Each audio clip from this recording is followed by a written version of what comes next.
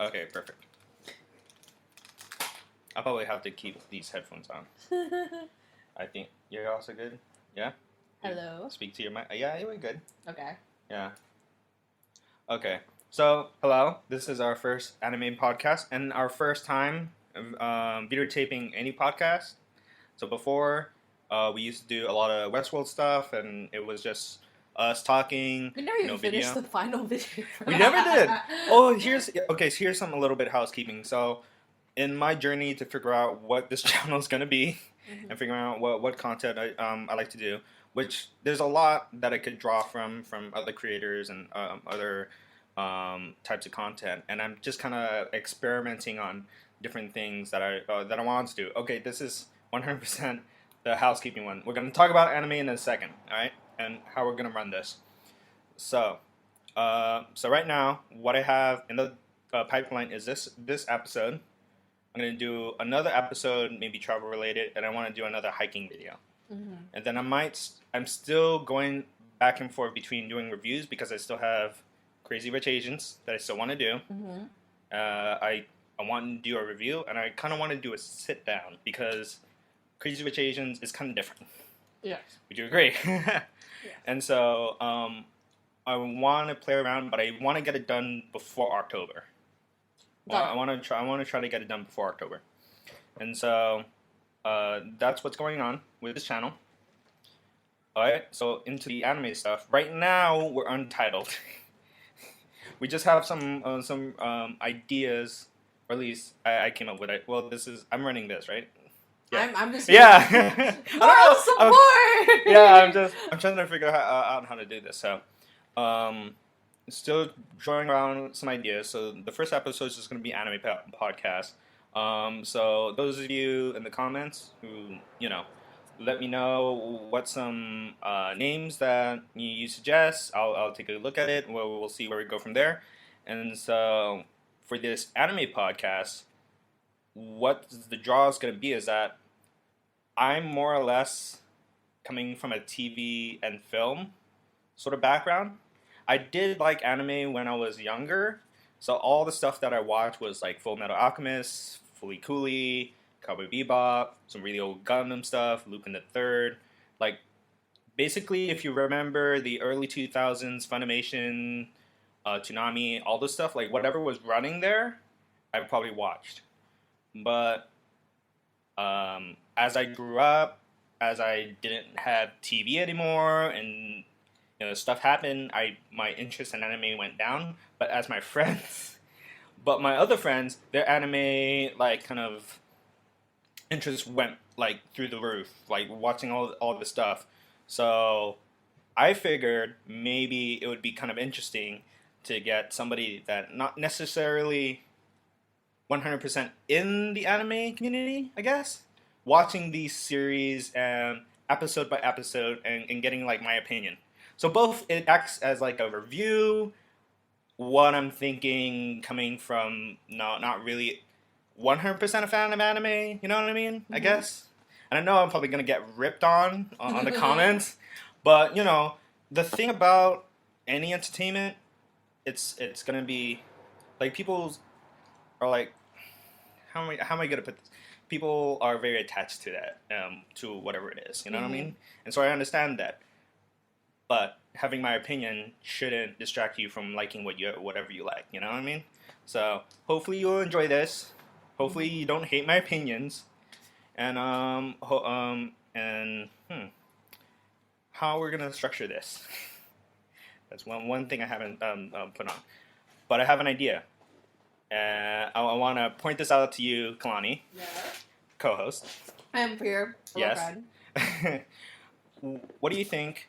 To just do this as I'm going down the series, right? Watching 2 episodes per episode of this show, right? And doing 2 series at the same time. So this week, or this season of this show, this podcast, we're watching Violet Evergarden, and we're watching My Hero Academia from the first season. Yes. And so thinking future beyond, because Violet Evergarden is only at 1 season, and then My Hero Academia is 3 seasons already. Right. 3 seasons.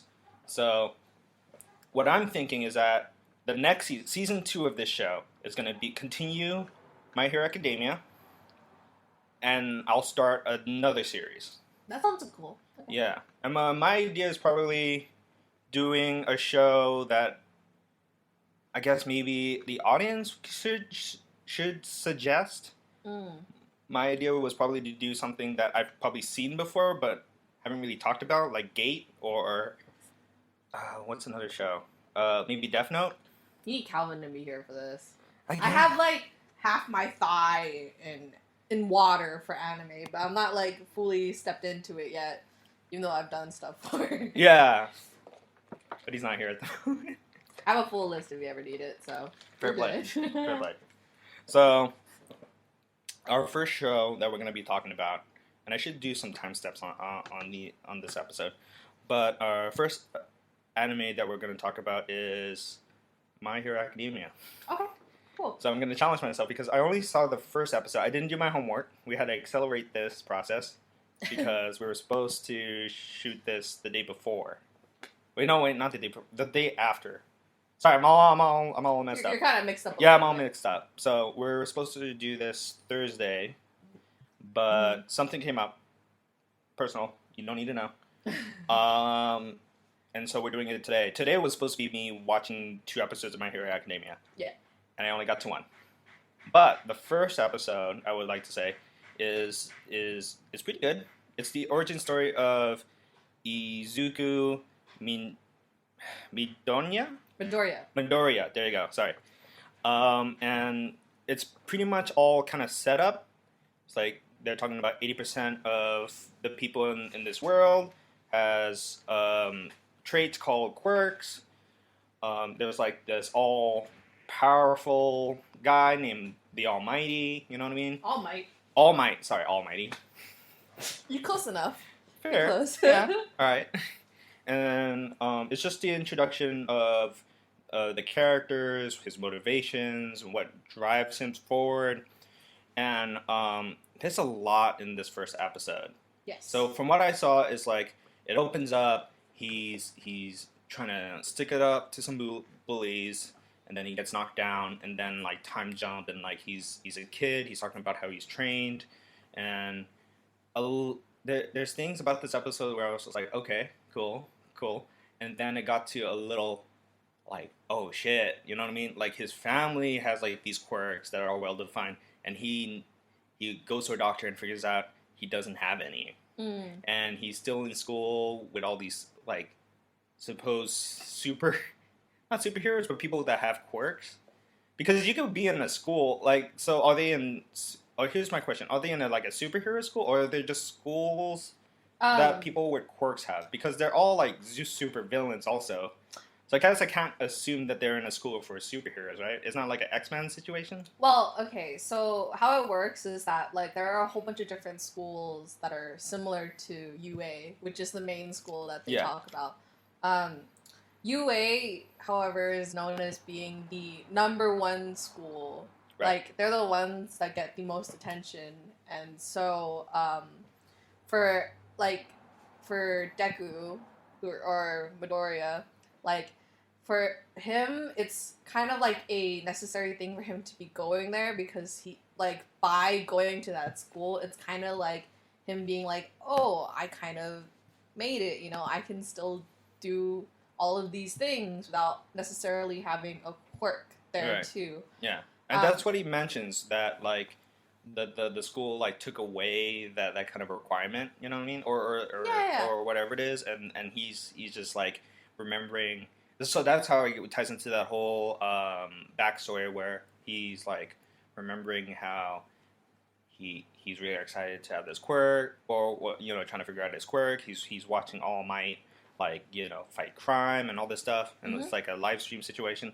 So it's like he's remembering all this stuff and remembering that he doesn't have a quirk, at least as far as I see. Okay. Part of the disclaimer for you is that because I've seen all of it already. That's very fair. I can't exactly. I have to be very careful with what I say so I don't spoil it for you. But like, the the best way I can kind of explain the school without fully explaining the school is that there are like different subsets of groups in the school where like let's say that you can go in this course and you'll be a hero. You can go in this course and you'll be a sidekick. You can go in this course and into this course and you'll be making like you're gonna be helping the heroes and stuff like that. So it's not specifically like, oh, if I go into this school, there's only one thing I need to get. So there's gonna be an episode that kind of explains how it all works. Yes. To a degree. Okay, so I have to like hang in there. Okay.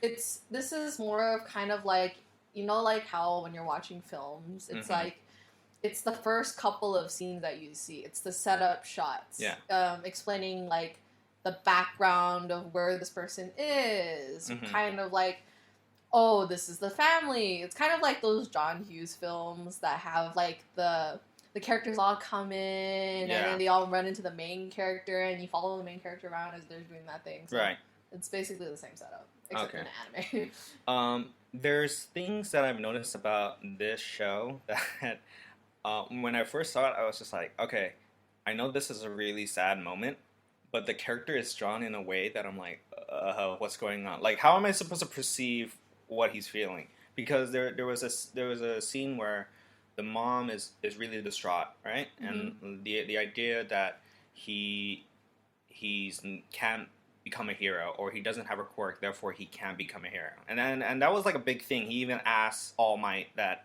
can he be a hero without having a quirk? That was his question.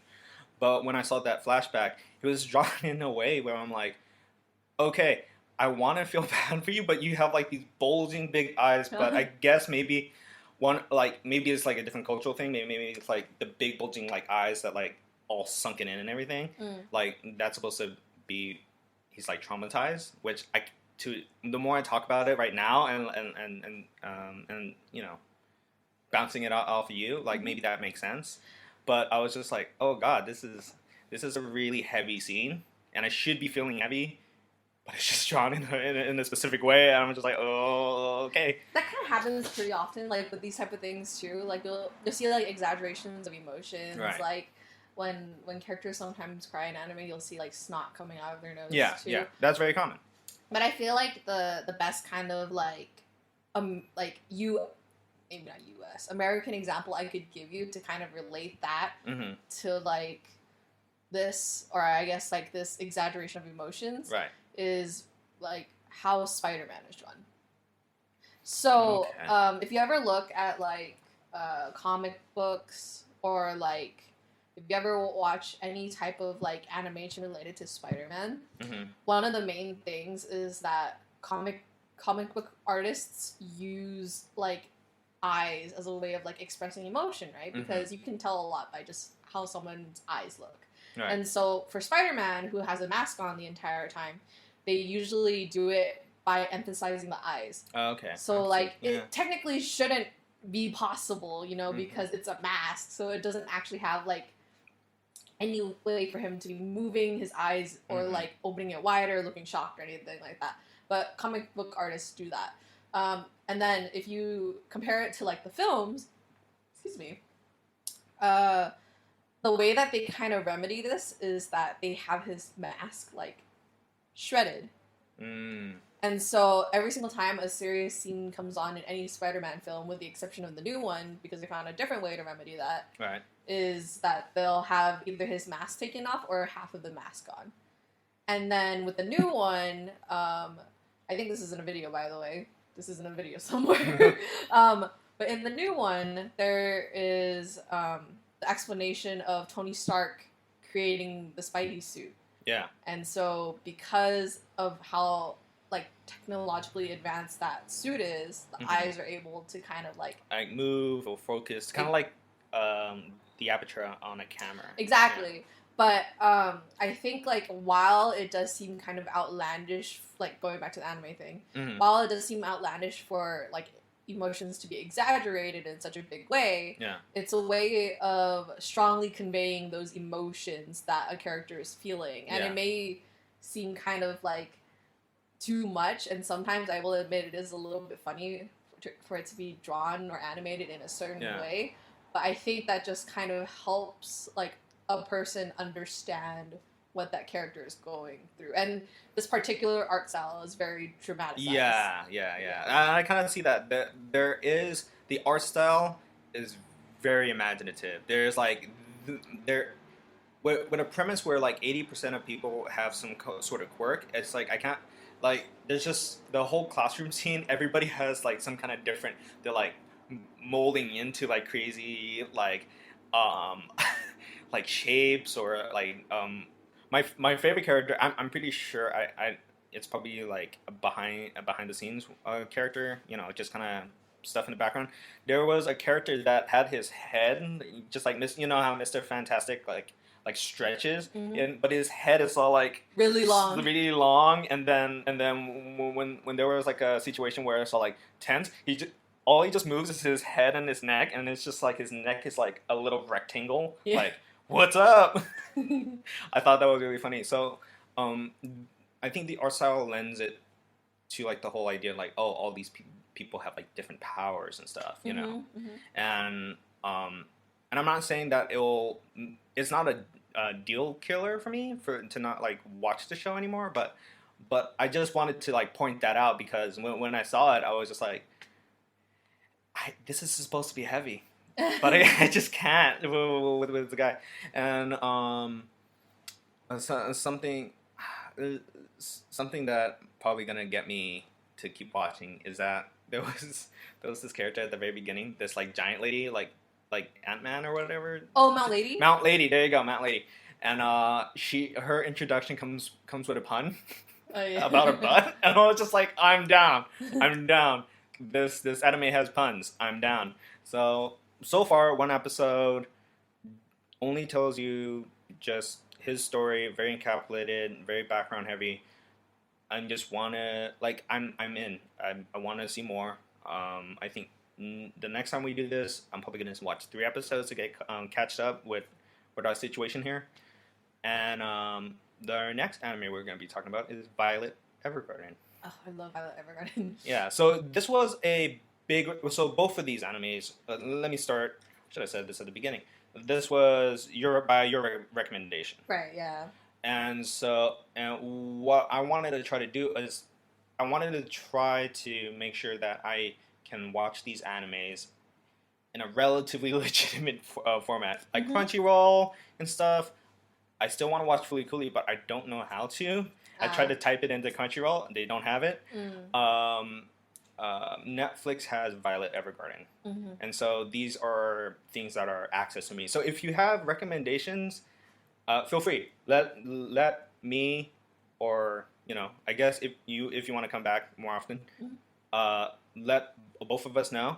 And except for FMA Brotherhood, we've both watched that. Yeah, we both watched it already, and it's unanimous amongst everybody in the anime community that is 100% better. We can have a deeper discussion about that on the next podcast, but right now, Violet Evergarden. So this story revolves around Violet.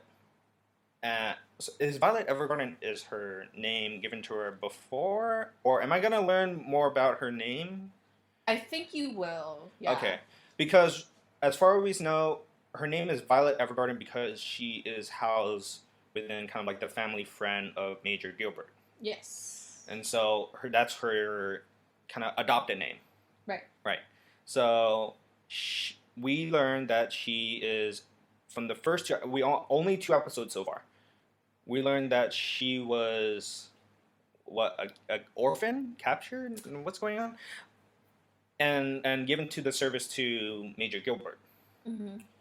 And so far as I know, that family is very affluent. They're major. They have high standing in. Okay, we're back from technical difficulties. As I was saying, so Violet Evergarden, we follow this character. She's recovered, becomes kind of like this this, they call it like a tool or a weapon to Major Gilbert from his brother, which also he's fucking really creepy. Major Gilbert? No, his brother. Oh. Diefrig? Don't remember. It's been a I hot wrote it minute. down. So like his brother is creepy. It's like he brought this girl in like this box, and it's like I know it's like not 100% this world. It's like a it's like a alternate Europe, and I don't know the laws or anything, but it's just like she's just a girl in a box, an adult handing it to another adult, and I was just like, this is kind of creepy, Oh. all around kind of creepy.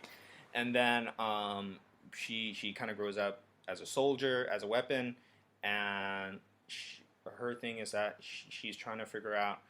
Well, what I learned from these 2 episodes, she's trying to figure out what emotions are.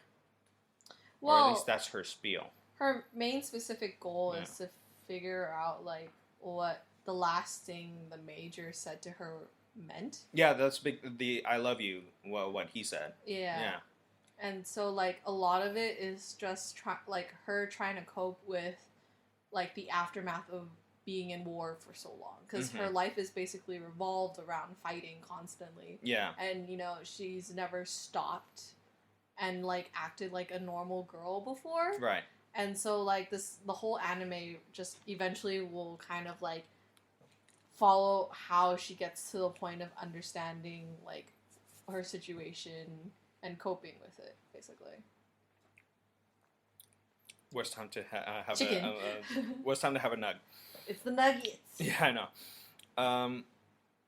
Also to mention, happens during the episode, but this world is like recovering from like a really serious war. Yeah.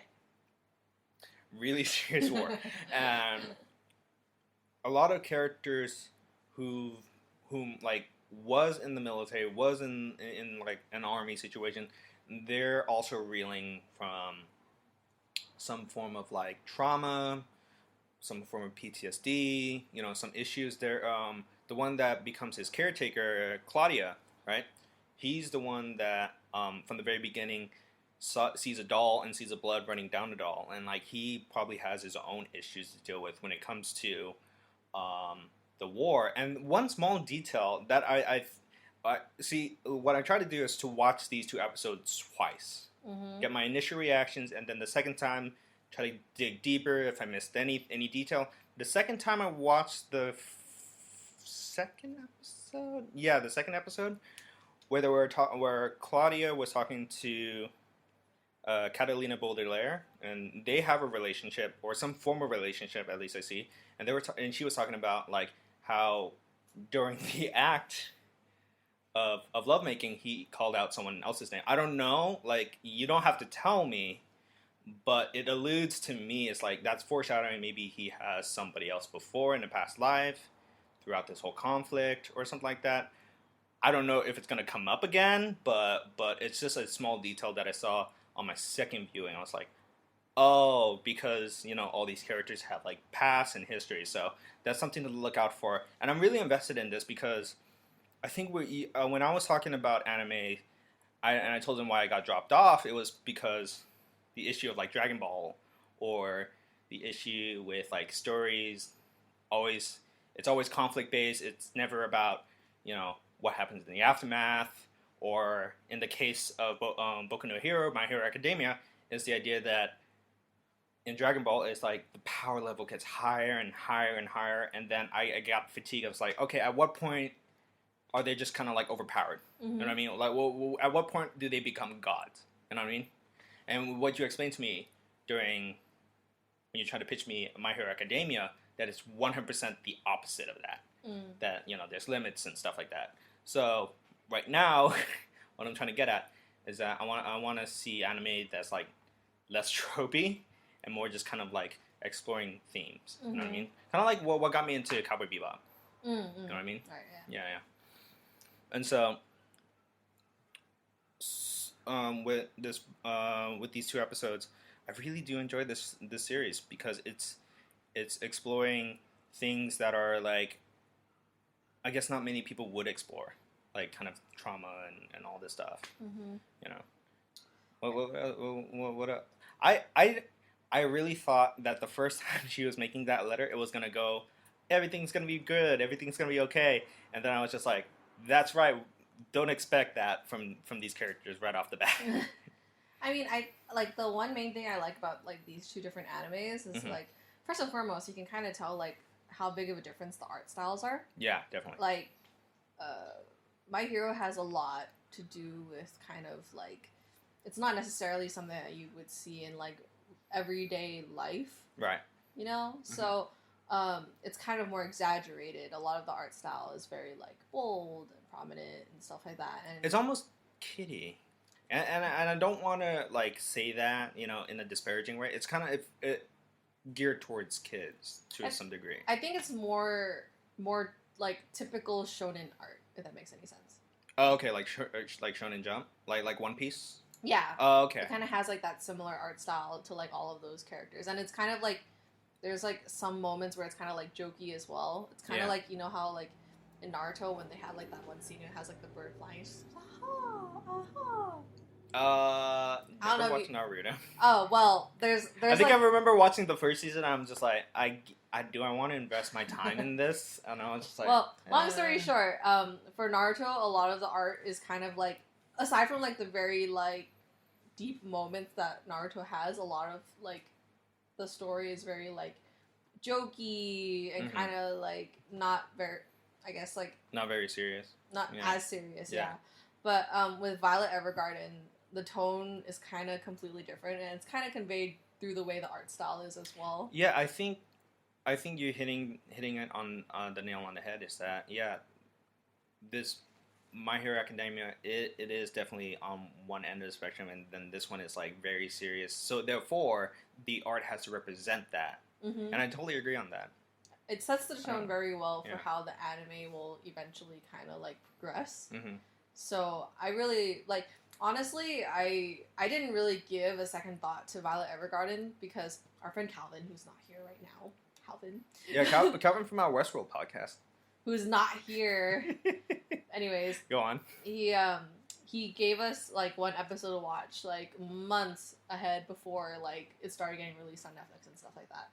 And I remember thinking like, oh, I kind of want to get into it. But like, if for anyone who hasn't like watched Violet Evergarden yet, like it's accessible. If you have a family member with a Netflix password, go ahead. Or if you share accounts with your friends. Exactly. But aside from the fact that it's accessible, it's like the way that it's structured, the first 3 episodes, like you kind of have to like really kind of like grunt and like hold yourself because it's like it's very hard to get through those first 3 episodes to get to the point where it starts getting really good. Because I'm really enjoying it right now. I want to like. Well, what do you mean by that? Well, first and foremost, I think the reason why you might like it so much is because the story of Violet Evergarden kind of follows with your interests in movies. If you've ever watched his other YouTube videos, you would know. But a lot of the tones in Violet Evergarden are tones that you would kind of see, or people are starting to explore in a lot of films that are being put out in the U.S. and stuff like that. Right. So it has like a very serious undertone to it, aside from like all of these short stories and stuff like that. It's not as like jokey as a lot of like some anime can be. But like because it matches your type of anime, I think that's why you're finding it a lot easier to kind of get through it without really kind of having to like grit your teeth and just like pull through. But, yeah, because for me, I always like to gauge my expectations, and that's why I felt a certain way before going into like Crazy Rich Asians, or I felt a certain way before going into like Westworld or something like that. So I knew to some degree that this is going to be a drama, and I know to some degree that it's going to dive into very deep kind of like philosophical mental issues, dealing with trauma and all this stuff. So I knew that it's gonna go there. So maybe gauging of expectations is part of it. Maybe. If you look at a lot of reviews for people who watched it too, they said the exact same thing. Where it's like it's not really that good. A lot of people look over Violet Evergarden as an anime just because it doesn't have like anything to really like grab at you. Like there is no moment where you're just like, oh my god, Yeah. I need to watch it now, you know. But it's more so just kind of like somebody. It's almost as if someone is reading you a book before you go to sleep, like a kid, you know. Except there's a lot of pain. That's a very interesting book if you're gonna read that to a kid. It's like German storytelling. But either, what I'm getting at is a lot of times when you look at like generally anime that has like very high popularity, a lot of it has a lot to do with like how good and engaging the plot is. Right. And not to say that Violet Evergarden doesn't have an engaging plot, it's just that the plot is kind of like not as like out there as like some of the other shonen animes that you might see. And I'm not saying Violet Evergarden. So I guess I guess in comparison, I guess we're starting the season off with two animes that could not be any similar than each other. I word that in a very difficult way. They're very different. Like, they're very different. Yes. Like, one is this bombastic kind of like, you know, you see these characters going through some stuff, but like, you know, you with a title called My Hero Academia, like they're gonna work things out. With something like Violet Evergarden, it's much more grounded, has a lot of like heavy themes and stuff like that. Not to say that they're both good or bad or anything. It's just that they're both coming in from two different tones. Kind of, but what you'll kind of grow to see as you kind of like progress through watching like the anime is that like while one talks about having superhero like powers in everybody, and the other one is talking about warfare and how one girl is trying to understand what love is, a lot of the tones that eventually come out from both of the anime end up being very, very similar. In the sense that like whenever you're talking about various different stories, no matter what story that you talk about, it's like there's a lot ingrained in the meaning and emotions behind it, right? Right. And so while one story can be vastly different from another one, a lot of the undertones can be exactly the same. For example, Boku no Hero talks a lot about like the fact that Deku or Midoriya or whatever you want to call it, a lot of people call him Deku too. Just for your. But while you know, My Hero Academia talks about like Deku trying to like go through like his school life and trying to catch up with everybody, the underlying tone is him not fitting in with everybody else because he doesn't have the one thing that everybody else has. And then when you go into Violet Evergarden, it's almost the exact same thing in the sense that while it's an anime about her like going like trying to readjust to everyday life after warfare, it also has the underlying tone of she doesn't necessarily fit in with what everybody perceives like a girl to be. So she doesn't fit in with like society's standards of what that is. And that's what episode 2 kind of like ingrains in the audience, because it's like she's trying to go through these things about like of daily life where, oh yeah, it's normal to take a break, but she never takes a break. Right, exactly. Or it's normal to just stop, or just like you don't have to finish that task or something like that. You could just like, you know. Exactly. Yeah. Yeah. Okay. But like, you get what I mean by like, while the stories are vastly different, like the things that people kind of like sympathize with are very similar in those characters, and that it like ultimately has the kind of like idea of like, what do you do when you don't fit in with what everybody else is like?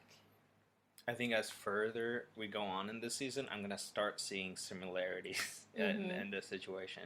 I think I don't know if you spoiled anything for me, but like I get a sense of what you're saying, and what you're saying is really true, and I do kind of get a sense of that more so when someone explains it to me. Yeah.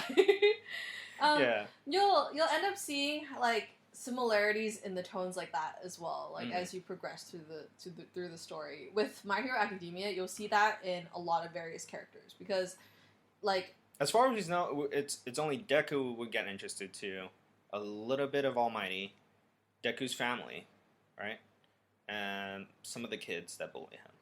I think that's as far as we go.